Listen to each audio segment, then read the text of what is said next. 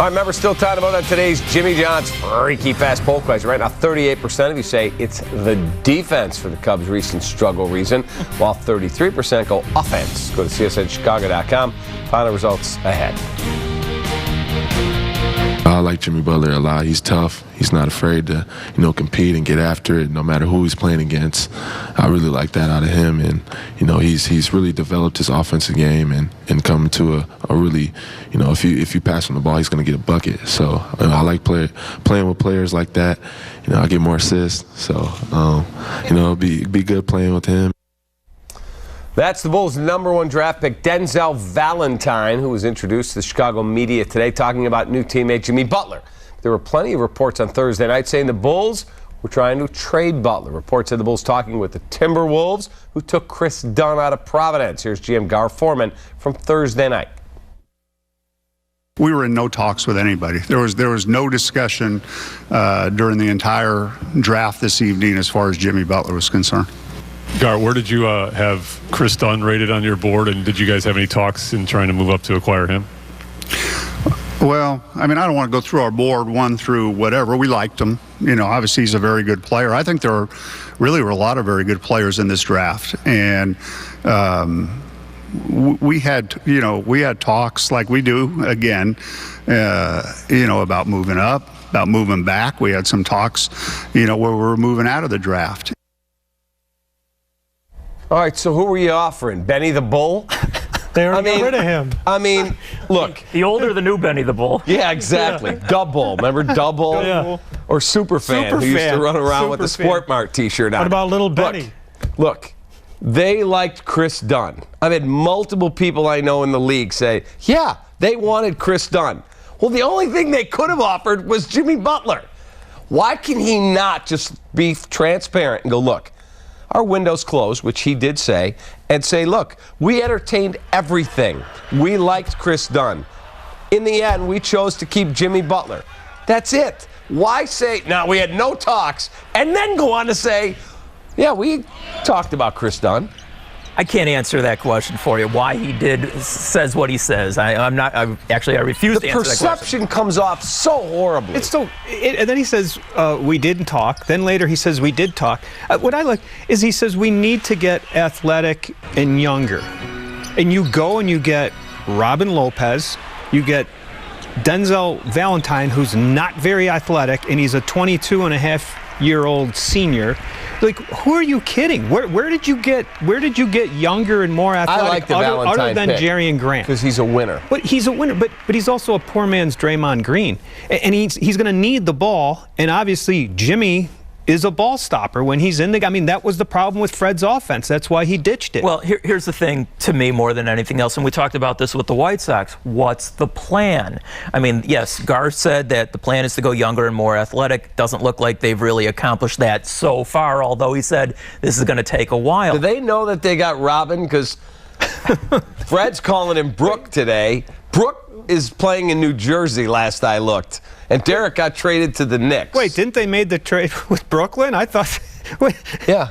Yeah, the whole thing was, and to call him Brook, that was just sort of icing on the cake for every cynical Bulls fan that they didn't even know which Lopez they got. But very Freudian. Yes, but to me, the press conference made no sense, because I get why he was trying to protect himself there, because he didn't want Jimmy Butler to think that they were trying to trade him. But how Jimmy could knew. you? But Jimmy's not stupid. He showed up at the Advocate Center. He wasn't there to get a massage. Jimmy was there. He's not dumb. He knows what's going on. You could have easily just said, listen, we entertained offers and we have decided to build around Jimmy. As we do for all of our players. Here's the other thing, and Shu, you made this point. The problem with the trade they just made for Derrick Rose is that they didn't get better, okay? They got worse. And I actually really like DENZEL Valentine. Yeah, I don't know if they got worse. They got worse, in my opinion. And I like DENZEL Valentine, but and again, we don't know what they're going to do in free agency. But right now, in my view, this is a worse team than it was before, because I think we all think that Derrick Rose is going to have a very good year this year. So again, don't conclude me on that. So all right, fine. So then it comes down to the plan, which we don't know what it is. So right now, you're not really rebuilding because you're keeping Jimmy Butler, but you aren't better, so I don't really know what they've done. He's only 26. Oh, the retooling. The thing is, in making this deal, you were not going to give Derek a max contract after next year.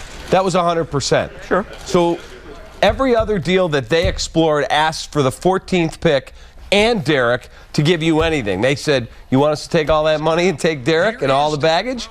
We're getting the 14th. And the Bulls went, no, we need that to get another player. So the Nick deal was the only deal that you could make, so you didn't lose him next year like you're losing Noah and Gasol for nothing. Well, would it have been so terrible to lose Derek for nothing? Seriously. I mean, you know, if you're, again, I'm going to say the same thing I said for the White Sox. You can strip something down and get better quicker that way. You could, my estimation, and I've said this numerous times now, not just before, after the draft. I said this 3 weeks before the draft. Your most tradable commodity was Jimmy. I think Jimmy Butler is a top 15 player in the NBA. He's great on both ends of the court and very valuable. If you could have worked something out with Boston, and obviously they talked, if you could have gotten that number 3 pick, maybe the 16 pick, maybe Jay Crowder, like some people said that he'd be thrown in. Now you're starting your rebuild. The other night you would have had 3 with Kris Dunn. You could have had a Valentine at 14. You could have taken somebody at 16. And if you didn't take the 16 pick for them, maybe you get another one of their first-round picks, since they only have 8 of them over the next 4 years. This is how you get better in the NBA. Yes. The drafts upcoming for the next couple of years are going to be a lot better than this one was. That's how I'm getting better in the NBA. To just get mediocre like it looks like they are right now, I'm sorry, mediocre is just not good enough for anything. This was a horrible draft, too. I mean, there might not, we might look back 10 years from now and there might not be an all-star in this draft. Kris Dunn, I thought, is probably the best player in the draft. And if Gar's right that they were going after him, okay, then that's a pretty good personnel decision. But, Jordan, I think that the Bulls did get a little bit better, which is what we don't want them to do. Right, but how did they get better? Because Sideshow moved out of town. You had to move him out. The Sideshow's gone, and Jerry and Grant. I think it all depends on Jerry and Grant, and I think Grant might even be better than Kris Dunn ultimately. If given the chance. No way. Was that no shot. I think you're stretching on this one now, but obviously time will tell. No shot. Yeah, but Calderon's Kris Dunn is a stud. And if they Kris Dunn is a Russell Westbrook level athlete. If they could, and he's also a good defender, by the way, too. And that's why Tom Thibodeau actually likes him a lot. Again, if you could have had something like a Kris Dunn and then some to start your rebuild, not retool, rebuild. Again, I think the fan base would understand that and live with it for a year or two. If you articulated it to them. Okay, then fine, articulate it. But then it comes back to, again, what you talked about earlier. Do you trust the people in place to make that rebuild happen? You know why you don't? And right now, I think that there's so much of a fractured relationship between the fan base and the management.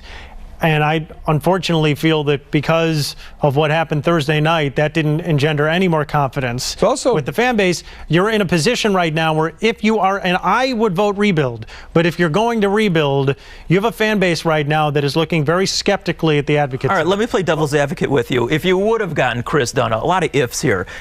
You tell your fan base, okay, we got the point guard who we think is going to be a part of the franchise for the next 10 years, and he is going to be great, and just give him a chance to, to develop in the NBA. Does that not start the process with the fan base? It would, I think, and I think that Kris Dunn is certainly a really good player, but I think there's a lot of people looking at this Bulls thing like, prove to me that you can fix this, because for everything that happened over the last 6-7 years, and a lot of it obviously hinged on bad luck, the fact that Derek got hurt so many times. Last year they went into the year saying that we're firing the coach, we're bringing in the new coach because that's going to be the thing that brings us to a championship. And then they didn't make the playoffs. So there's clearly a big disconnect between what they thought they were going to be and what they are. And I think that a lot of fans have lost trust. Well, one more thing too. How can you trust a guy who today Gar says that they've had the best record over the last 10 years? Who cares? What'd you win? First of all, who cares, right? And secondly, no, you haven't. There's been 3 other teams that have had a better record. So how can you trust them?